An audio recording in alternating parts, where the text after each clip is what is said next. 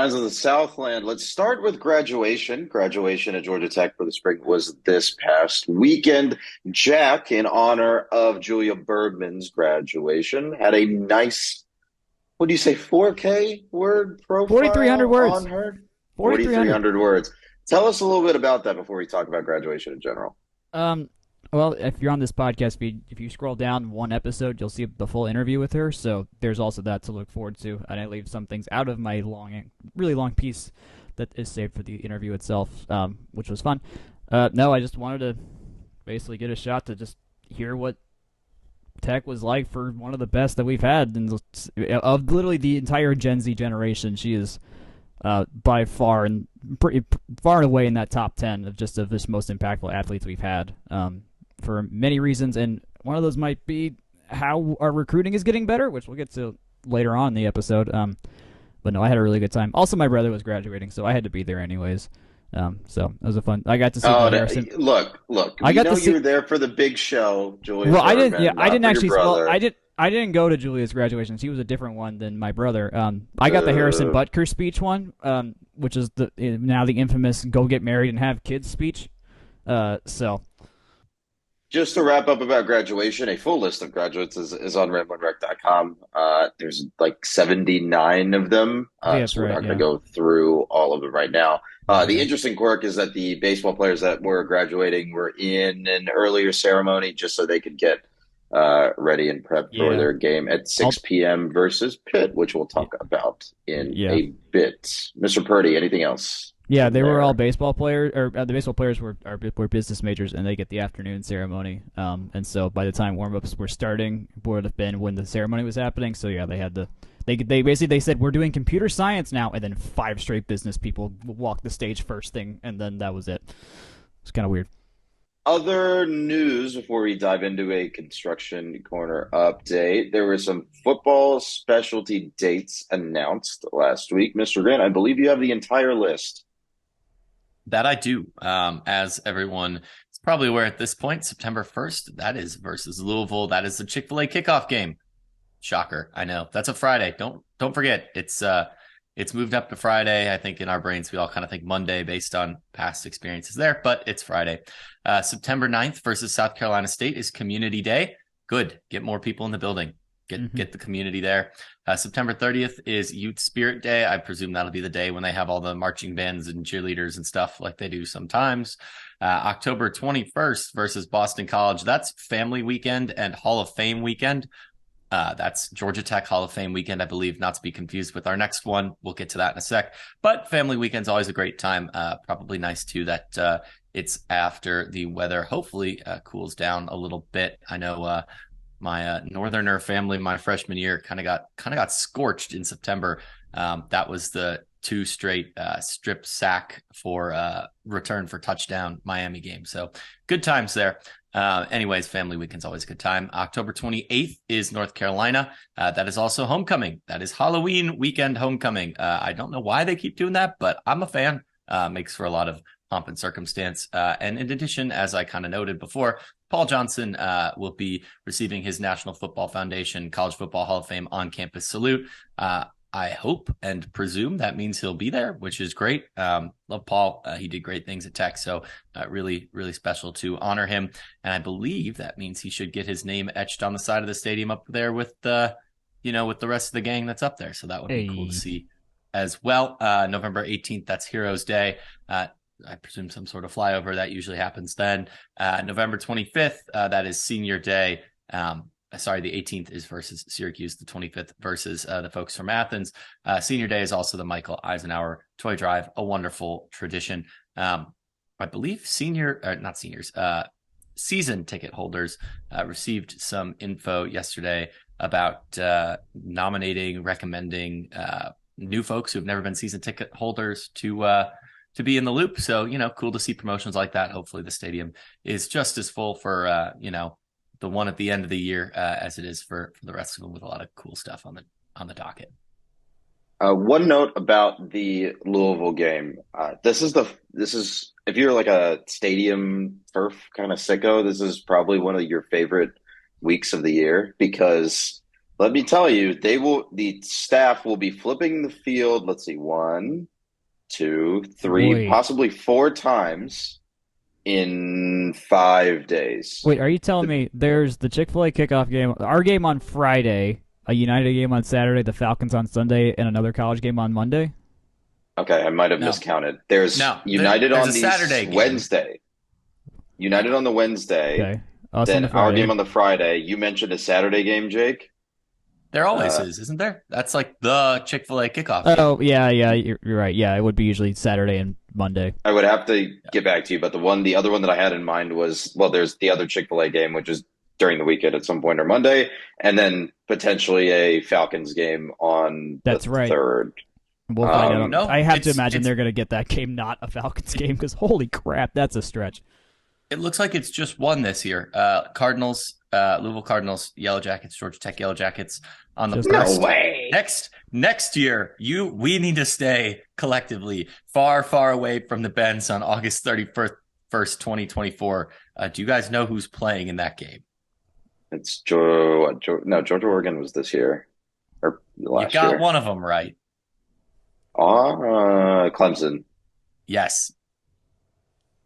We're moving on. I don't want to talk about it anymore. Mr. Purdy, you have some construction corner updates for us. I've taken a couple walks around campus the last few days. The various maintenance things that happened in between the weeks of the spring semester ending and summer starting, which is this particular week, are going on. There's like I couldn't tell what they were digging into, but at the corner of Fowler and Sixth, and at the corner of the top of Freshman Hill, they like dug into the like underneath the sidewalk, and one of them had like a pipe coming out. I don't know if they were just cleaning pipes or whatever, but something's going on there. Also, they turned the speakers on at the Campanile. So now when you go to the Campanile, and it's just around the fountain, like not like facing all the speakers are facing inwards, not facing the student center. So if you go there, you can hear some pop music playing. I don't know if it's rec radio or whatever. Wait. So they have speakers on, but they're not doing the chimes like they used to. Ugh. I haven't heard the chimes yet. I haven't been there long enough at any point to know if the chimes are happening. But I did see some parents with their kids playing in the fountain today, so that was cool to see. Well, it was all empty. Let's roll from a construction updates to staff construction updates for men's basketball. Mr. Purdy, you have the con on this one as well. Yes. Well, for one, the team officially announced Amari Abram, which was not the case last time we brought him up. Staff and roster construction updates. Staff and roster. Yes, and then Damon Stoudemire announced his. It was three people announced. Carl Hobbs as an associate head coach. He was of the same position at Rutgers for 7 seasons. I know his name was kind of floating around for a while before we got him. Pershing Williams was the next guy, assistant coach. He was at Kennesaw State previously, and he also was a grad assistant for us from 05 to 07. So not his first time well, I guess that was what? That wasn't McCamish year, so first time in McCamish, but not his first time around here. And then Terry Parker was also announced as an assistant coach. Didn't find that much on him, but they did make sure to note that he's from Decatur, Georgia. So I got a couple guys that have been around the block, at least in the Atlanta sense, and then Carl Hobbs, who's definitely an experienced guy. So we'll see how that all plays out. Mr. Grant, golf. They are back in the NCAA tournament. They're ranked 11 in the country, which is only good enough to get them second in the region, which is a little bit of a bummer. But, that's how it goes. They're ranked behind North Carolina. North Carolina, I guess, does not count as the host, though, because it's at Salem, South Carolina. That is Clemson. So, always funny how that works out, given the 9 seed, hosting privileges, but they decide these well in advance. Also in the region, you'll find Texas A&M, San Diego State. We got Southern, Georgia Southern, that is, Arkansas, Purdue, New Mexico, the aforementioned Clemson. And then you've got Furman, Middle Tennessee, Northern Illinois, Long Island, and Longwood. Those last 5 kind of round out the auto bid type situation in terms of what you got. In terms of the format, it's probably good to give a refresh. Each regional, they play 54 holes. It is stroke play. There's 13 teams and 10 individuals, or 14 and 5. In our case, it's 14 teams and 5 other individuals. So great to see them, including folks who, don't really get to make a team finish. I think this would be an interesting model, kind of taking a bit of a left turn for your tennises of the world. I know tennis plays a full second bracket, but it's a lot of tennis. Yeah. And then maybe swimming or cross country or track to kind of consider. But either way, I think it works really well for golf. Getting 81 teams in the mix really is cool. In terms of the scoring, top 5 teams advance after 54 holes, and 1 individual not on those teams. So you don't have to be one of those 5 individuals that are competing without the rest of your team. You can be from the 9 teams, I guess, that don't make it, if that all kind of makes sense. 30 teams will play in the NCAA finals. That is 30 teams and 6 individuals. There are 6 regionals scattered around the country, and it's nearby. I don't really know how you get a ticket or if it's feasible to go. I've never been to Salem, South Carolina, but could always check it out. Tech, kind of like we mentioned with women's tennis, has been perennial in NCAA regionals. That's 25 straight. And 32nd in the 34 years that the NCAA has used a regional qualifying tournament. So that's really cool to see. And there are plenty of good teams in the mix for ours. So, just got to get top 5 in terms of making it in.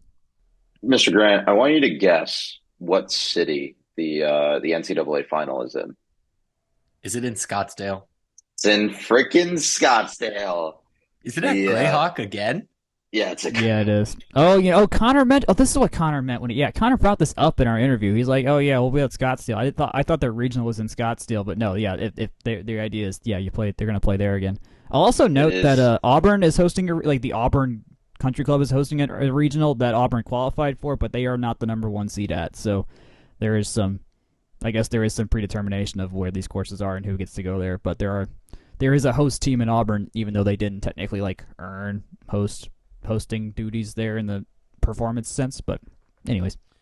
Oh yeah, they bid for these way out in advance. Yeah, you got to plan this stuff out. So yeah, that makes sense. Yeah. So the NCAA final, just for context, is May 26th through 31st. That's again Greyhawk Golf Club in Scottsdale, Arizona. That will also be broadcast on the Golf Channel. There's a broadcast schedule here on the NCAA website if you are interested. Just to round out the other regional sites, because I don't think you mentioned it, Mr. Grant. Auburn University Club in Auburn, Alabama. That's the one that Jack mentioned. The hosting club in Salem, South Carolina is the Cliffs at Kiowee Falls. Eagle Eye Golf Club in East Lansing is hosting one. Bears Best Las Vegas in Vegas. Jimmy Austin OU Golf Club is hosting in Norman, and the Institute Golf Club in Morgan Hill, California rounds out your field of 6 regionals. Mr. Grant, you have the last word before we move on. If by some reason you should be looking for reasons to travel, 1, we don't want to put any carts before any horses. It is not a guarantee to make it out of the NCAA regional, and we have recent history to back that up. But that being said, if you are keeping your eye on Phoenix-bound flights, one thing to keep on your list is, even though Greyhawk is a little bit outside of Scottsdale, it's really close to Towson West, which is a very famous Frank Lloyd Wright house and has been on my list personally for a long time. So in addition to being tucked right up into the hills outside of, like I said, it's a decent ways outside of Scottsdale. But if you know any Frank Lloyd Wright, Towson is definitely one to check out, architecturally, culturally, the culture of Phoenix. There you go. Are we a travel podcast now? Is that have we transitioned? Is this what we do now? I mean, I know you are a travel man just in general, but until Delta sponsors us and gives all 3 of us diamond medallion status, I refuse to acknowledge the travel. I only podcast. need diamond medallion to go to 1 game a year. Then I'll fly coach and take the worst seat the rest of the year, Delta. If you're do not make that promise. Yeah, do not write that check. Better not to tempt fate when you travel. That's for sure. Absolutely not. Let's talk about a group of freshmen that are doing a lot of traveling this season. It's the volleyball roster, the incoming volleyball freshman class. They're all international students. So we already knew about DeAndre Pierce from Texas, DeAndre Pierce from Texas, and freshman Zoe Winford. But Mr. Purdy, you have the list of the rest of them. Yes, there was a lot more announced. I remember when I last talked with Michelle Collier, that they were names, like they had plans that she couldn't talk about, and now they can talk about it, which is really cool. Um, One of the non-freshmen was Afedo Manyang. She's a TCU grad transfer, middle blocker, so we'll have some experience there. Another fifth year basically to make up for the fact we lost both Aaron Moss and Breland Morissette in the middle. So that's going to be nice to have. Um, the names though that effective, I mean, so as a whole, Collier recruited 2 outside hitters, 2 middle blockers, a couple setters, and I think 1 libero. I'm not sure. I might be wrong there. But she basically recruited a whole team in the process of doing this. So we have effectively we have a B. There was already kind of a B squad there. We might have a C squad this year. I don't know. Haven't looked at the numbers of who we have on the team. But for the start off, there's Darren Suker. She's a setter she played at Fenerbahce in Turkey. Will major in industrial engineering, but she's been part of the Fenerbahce club team for a long time. And then there's oh man, I'm gonna botch these names, and I'm very sorry. Eloy Suarez, I think is how you say this one. Another setter. She played at Flamengo. Also, another soccer/volleyball club. This one's in Brazil, of course, and she's played with the Brazilian national team, so shares one of those features with Miss Julia Bergman. And she won a Best Center award at a national club competition, which is not nothing for Brazil. And she'll do her plans to do business for now. Then there's Larissa Mendez, outside hitter. And I think outside hitter is going to be where we're going to be lacking in depth. So if she ends up being like an actual real talent, she might see some playing time this year because we're currently running on Leah Harper, Tamara Otene, and oh Jesus, why am I forgetting her name? Bianca Bertolino. Bianca Bertolino. Yes. So I haven't seen any video of these people. I don't know what their hitting power is at, but I'm kind of hoping, and I'm hopeful about Larissa because she was a 3-year captain at where she played, which is Colegio Antares. And she won a Best Opposite Hitter award at last year's U19 South American Championships. So not nothing there. Hasn't figured out her major. Jake, do you want to stop me before I go to Victoria? I was going to say one thing about I do want to slide in with the Brazilian national team notes. I will plug your interview with Julia because that's where I got this from. But just I think it's worthwhile to note from that that she said that one of the big things was like, oh, you're coming to America, like national teamers, like what's the level of competition like? Yeah, I think this is pretty demonstrable evidence that they're the perception is changing, and if Georgia Tech can continue to capitalize, it's going to keep this program really good. And I see no reason to see why it wouldn't be, given the heritage of producing some really great Brazilian standout players, but also the folks on the staff that will. One of the first things Julia mentioned, and I asked her like, just hey, what was different here, like about just living in America, and she mentioned the volleyball was one of the first things, was just like, yeah, it's a different style of play. Yes, it's Michele and it's a Brazilian coach, but it still was different here in the NCAA context and stuff. So I know having 2 young people coming straight out of 2 very big clubs in Brazil is not nothing. The last girl we have is Victoria Demidova, another outside hitter. She's from Moscow, the Moscow International School. She competed with Russia's junior national team in the past. She's going to do pub policy. That's all I really know about her. So, but yeah, no, let me rehash that point. Yeah, I mean, I asked Collier too afterwards. I'm just like, has having Julia and Mariana, and at this point Bertolino as well, helped with Bertolino's Argentinian, but just helped with access to South American players, grab some of them, and then it's opened the pipeline more and more and more as time has gone on and success is proven. She credited the internet to helping a lot, which I would say is a good thing too, but we played good volleyball that caught the attention of the internet. So, I mean, the success that has gone with these people are pretty good. So, yeah, so a lot of stuff here. I'll be really interested to see how well they play, and what, I guess they'll have an inter squad game in August. So I think that'll be the first time we really get to see how good these people are. Do we know if they're fall admits or did they start in the spring? I'm under the understanding these are all fall. Probably. I mean, they'll probably get here over the summer. Yes. Not really fall. I'll be talking to Miss Shelley in the summer at some point, maybe pretty soon actually, and so I'll have some clarification eventually. Okay.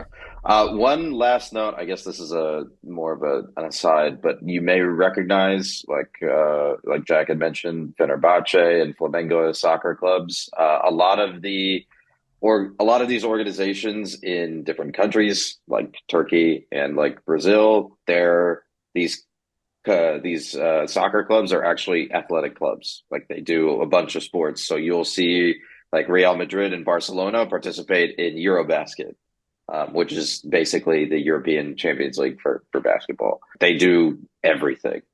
Ton of sports that you can think of there. It's just a completely different system without a developmental, like an automatic developmental league like the NCAA is in the US. It's a completely different sports development system. But so there's that context. Mr. Grant, tell me about how Georgia Tech baseball is developing its tournament resume, por favor. Well, I'm a little bit torn because on one hand, the math, which I have invented specifically to address a need that we collectively over the years have identified, really is somewhat high on Georgia Tech. Georgia Tech is in the last four to the tournament in my metric. That said, it really puts them at the bottom of the barrel as a 3 seed, which is not super common for power teams. But at the same time, I'm kind of at the point of, if you're not taking some of these teams, who are you taking? Because Georgia Tech is up there right in the mix in terms of my math, at least, with in the neighborhood of Virginia Tech, Notre Dame, Texas A&M, Texas, Oregon State, commonly thought of as reasonably solid but reasonably disappointing, power league teams. In the next four out, you've got Kansas State. I'd probably have them in if I was just going off the top of my head. But after that, Maryland, Oklahoma, TCU, Washington, the boys in Athens, Southern Cal, and UTSA all are not by any means perfect teams. I could really see it go both ways. That said, there's not really a chance that the ACC gets 1, 2, 3, 4, 5, 6, 7, 8, 9, 10, 11, 12 teams in. I just don't see it. The math at the same time is looking at 1, 2, 3, 4, 5, 6, 7, 8, 9, 10, 11, 11 SEC teams. That is probably pushing it, but maybe a bit more feasible. Like I said, at the same time, I just don't really see the ACC getting 12 teams in. And right now, Georgia Tech is decidedly at the bottom of that stack, I think is a fair way to put it. Do you have any guesstimation, even if it's supremely rough, of does 1 or 2 rounds ahead of what we expect to do in the ACC tournament, what that'll do? See, that's the thing. When I look down into just what some of the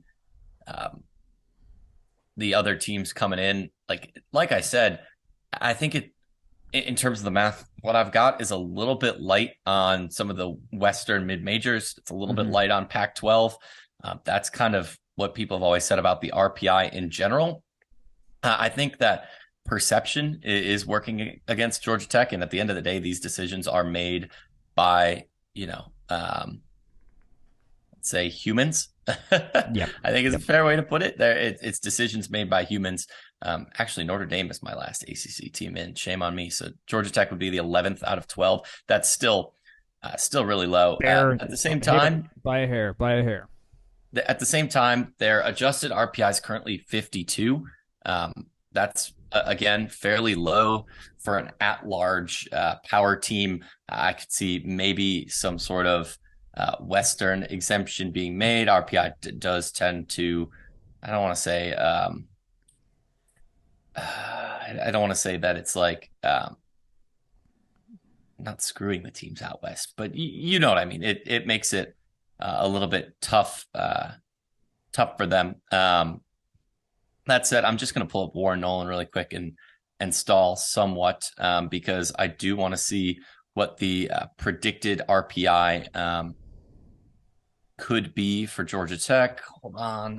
For those that don't know, Warren Nolan does predict where they think the most likely outcome of RPI is, given given the reality of what's left on their schedule. And that said, it sees Georgia Tech falling 2 spots to 56 in their rankings. That low 50s is really where I have them as well. So I'm not. I'm not too. I don't think that's too far off in terms of a prognostication, and I don't see that as something that can get Georgia Tech into the field. I do want to pull up one other bit. I'm verbally stalling. Do you have anything while I look up the one last part that I'm trying to get to, Jack? I'll add something here real quick. It is not necessarily productive for your NCAA tournament resume to go 10-13 versus the first quadrant of RPI and 4-5 versus the second. No, that's not. It helpful. is not ideal. We need some domination For lack of a better there. term. Need some domination, and that's not a thing we've exactly done on a consistent basis. Yeah, Yep. and And you also have to. Sorry, Jake. One more point before you jump back in here. You also have to factor in, just based on what I'm seeing here, their non-con strength of schedule is 110, which is right That's not around the good. midpoint of the country. Not great. Their non-con RPI is 83, right? Like that, it's so like they've done decent. I'm sure Jake, you can add some more color to that. I mean, they're 17-5 in non-con, but at the same time, it's pretty soft. So we talk about SEC teams struggling to get in the tournament and not being guarantees with 13 conference wins. Georgia Tech would need quite a lot of help to get to 13 conference wins. If as things stand right now, Georgia Tech is I guess I can say barely into the tournament field. It's not locked up yet. Georgia Tech has 10. They're 10-14 in conference. They would need to, let's just say, take care of business down the stretch. For those counting at home, that's at Duke and versus Virginia. Duke and Virginia are both quite good. Virginia is 11 in more Nolan RPI. I'm sure they're somewhere similar in ours. Duke is a top 15, top 20 team as well by most metrics. That said, it's not impossible. It is decidedly not impossible for the 28-19 Georgia Tech baseball to rattle off 6 wins and finish 16-14. Will that win them the Coastal? No, it will not. Actually, I guess they're still technically not out of it. I thought Duke. Baseball is complicated. Wins.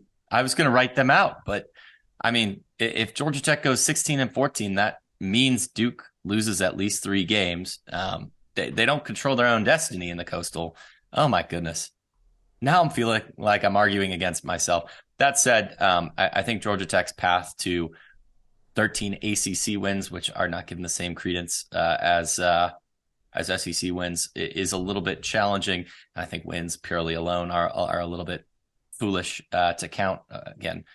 But that's probably a story for another podcast. That said, I think Georgia Tech realistically finishes with, maybe a 12-18 record in conference. If we're going 1-2 every weekend, that Pitt win would have been really nice to have. Notching one more this weekend would have been. I'd be feeling a lot more comfortable with where we were at. But at the very least, Georgia Tech has taken care of business against the very worst teams on their schedule, pending a game against Mercer coming up. So at the very least, you got to beat Kennesaw, you got to beat Mercer.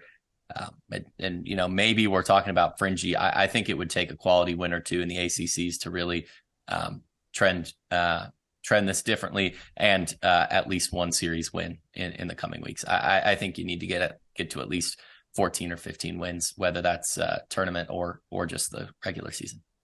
That sounds like a good bottom line to look to compare performance to moving forward. We'll be back to talk about more bottom lines as we get to the tail end of the schedule right after this short break.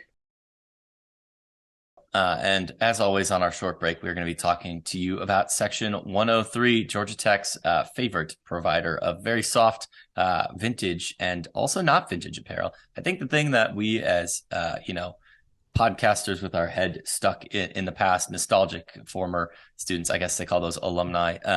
We often think about the vintage and the old stuff, but sometimes at the expense of the new. The ATL logo combined with the GT logo, which I'm pretty sure off the top of my head, this is the only place you can get that combo.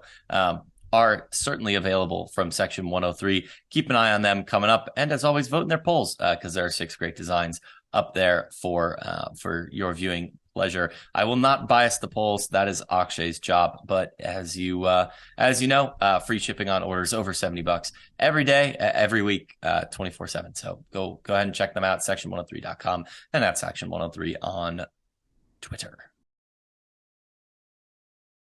Welcome back to Scions of the Southland for Tuesday, May 9th. Let's flip over to Shirley Mewborn Clements Field. Well, technically, it's Notre Dame's softball field for the ACC tournament, as Tech is qualified as the final team in. They will start play tomorrow versus the 7-seed Notre Dame. Mr. Purdy, you have the con first. What is your prognostication for this ACC tournament? Well, for one, they had to kind of have fortune on their side to get in. They didn't play this last weekend, and if NC State won 3 games, they were out. NC State won 0 games, so that's how we got into the tournament. Single elimination, so got to win. We'll win or out. So this very well could be the last game of the season tomorrow if things don't go well. My guess is Blake Nelliman will start, and then Dennis will just ride up and finish whatever Nelliman doesn't pitch in that game, and then kind of go back and forth. That's been how they've done this recently, so that's how it's going to have to be. They're 1 game under 500 also, so you got to win 2 games to guarantee a 500 season. So that's kind of not a thought I was hoping to have this year, but that's just the reality. That's where we're sitting. Emma Kalf's been good. Emma McGinney's been really good in recent stretches, so we have some hitting that can get us some runs, but got to pitch well. Emma Kalf, one of this year's graduates, by the way, too. Yes. Sorry, wanted to get that in there first. I was going to say that's a bit scary to think about too. Like Jack said, Tech is under 500. That's a big thing to look at, but they're also ranked 71. They are comfortably out of the tournament picture. It's I don't want to say it's decided. That's a little bit sad, but you got to win the entire weekend. Yep. And that's how you get there. Again, just to kind of close the book on some stuff, strength of schedule 29. They scheduled exactly what they needed to do. They just didn't get enough of the juice, if you will, from maybe taking advantage of the strong ACC slate that they were given. They missed Louisville, who are in the ACC's top 4, but outside of that, they caught Florida State, they caught Duke, Clemson, Virginia Tech. So ultimately, I think it might be a shorter list of ACC teams making it in than we saw last year. I think we're looking at 6-ish in terms of expectations, but that kind of puts them roughly in line, and I'd say maybe it might be worth looking at shuffling the schedule given how some of the middle tier teams of the conference have fared and just been. The top of the conference is really, really, really good. And that's been tough for some of those further down. I don't know if it's necessarily something that would happen, but that would probably be, and we can say the retrospective still the off season, I think, too. Let's talk next about a team whose season has ended, and that would be the women's tennis team. They won in the first round of the NCAA tournament. They beat UCF 4-1 and then lost a very rough decision, a closer than it appeared decision to Florida in the second round in the round of 32. They still have individual competition left, but this is the team competition specifically. Mr. Grant, what can you tell me about this round 2 loss to Florida? Yeah, I don't think there's any shame there. It kind of prognosticated similar, or shook out similar to how we prognosticated. Tough match against some, tough opponents. I will say one thing to keep in mind is that Georgia Tech does have the individuals, doubles and singles left to play. So the season's not over. Definitely keep an eye on that. The 4-1 decision, like you said, it it's the decision in the end, but it was probably closer than most might think in terms of the losses. Carol Lee did get slightly upset on court one, which is a bit tough.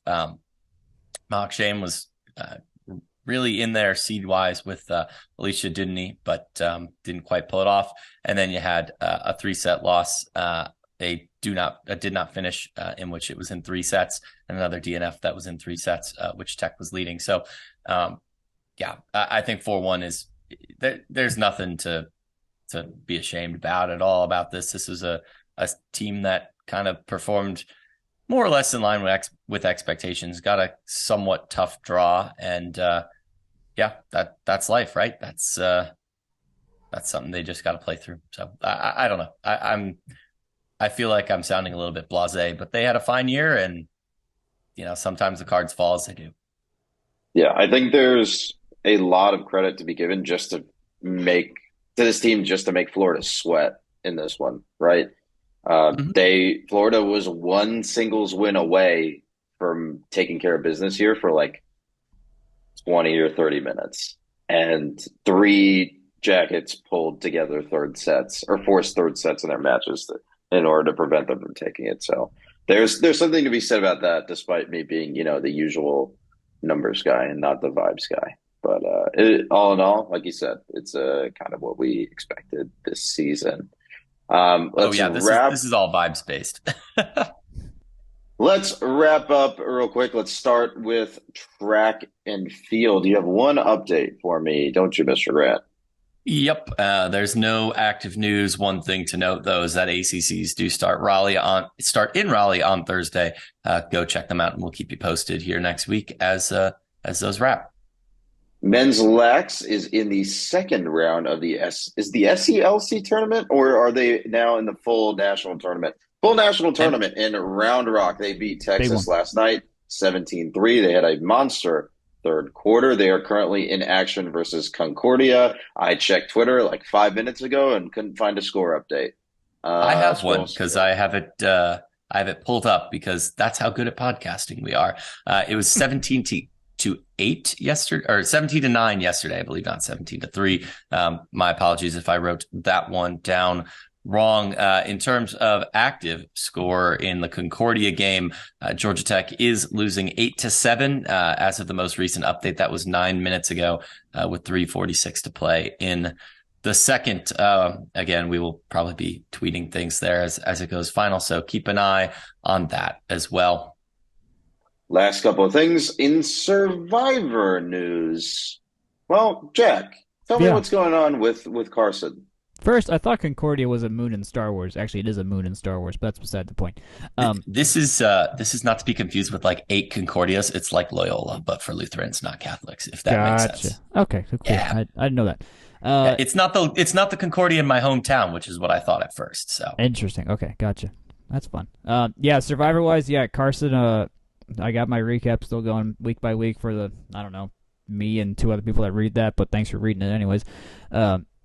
He had to manufacture some stuff. I don't want to give spoilers because it's really good and the ratings are still going up, so people are tuning in.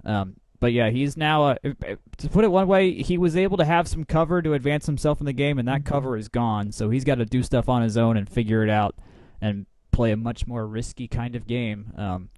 He still is the puzzle master as one who made 3D printed versions of all the puzzles and mastered them before the game should be. So, there's a whole discussion now about he's so good at the puzzles because he printed them all out and did them all beforehand that maybe they should do new ones so that people don't have a leg up if you happen to have a 3D printer in your house and can just print all the puzzles on your own. So, there's some existential questions about this show also fluttering around the fact that Carson's kind of accelerating. I love discourse. Discourse about TV is so fun. To round out our news, the 2023 Georgia Tech Sports Hall of Fame class was announced this past week. Your 2023 members: tennis standout Kevin King, shot put and discus star Steve Marcel, golfer James White, All-American softball hitter and pitcher Hope Rush, All-American wide receiver Demaryius Thomas, and All-American pitcher Mark Pope. All of those are in the class of 2023. And on Hall of Fame weekend this year. That's October 20th and 21st, like we went over earlier today. We'll also see the class of 2022 inducted. Just a brief recap of that class, excuse me. All ACC football players, Andrew Gardner and Joshua Nesbitt. All American tennis player, Guillermo Gomez. Head basketball coach, Paul Hewitt. Three-time All ACC first baseman, Whitney Holler. NCAA champion high hurdler Shantia Moss, and diving All-American Evan Stowers. There's a big recap along with all of those accolades on the ramblinwreck.com website. I encourage you to check it out. But I think with that rounded up, that is the last item of news we have, gentlemen. Anything else to talk about before we come off air? Yes, I have an not emergency, but breaking update. That is 8-8 is your score for men's lacrosse at the half. So good job, gents. Keep it up. 0-0 game halfway through, basically. So good job. That's where you need to play and close it out. So that's your update there. At least we can't get a rights violation for this one. We can. That's the beauty of club sports. It is being streamed, but this is also going to go out like 12 hours after. So, such is life. It's fine. They're live tweeting. We're reading live tweets. That being said, I will close us out, seeing no other discussion on our board. Thank you for joining us this week. As always, you can find us at fromtherumbleseat.com. That is our HQ for all the great stuff that the site posts. So go ahead and check that out. Comment, follow all that discussion that goes on with all of our other posts. You can email us at fromtherumbleseat@gmail.com. You can find us on Twitter at FTRSblog. You can find Jack and myself at Jack Nicholas and at Jake Grant 98. You can find Section 103 at Section 103 on Twitter as well, but you can also find them at section103.com. You can also find us at Facebook and Instagram at From the Rumble Seat. And you can find this podcast wherever fine podcasts are sold. Please tell your friends and give us all of your feedback. We appreciate every last bit of it. In the meantime, we will talk to you next week. Good night, good luck, and go Jackets.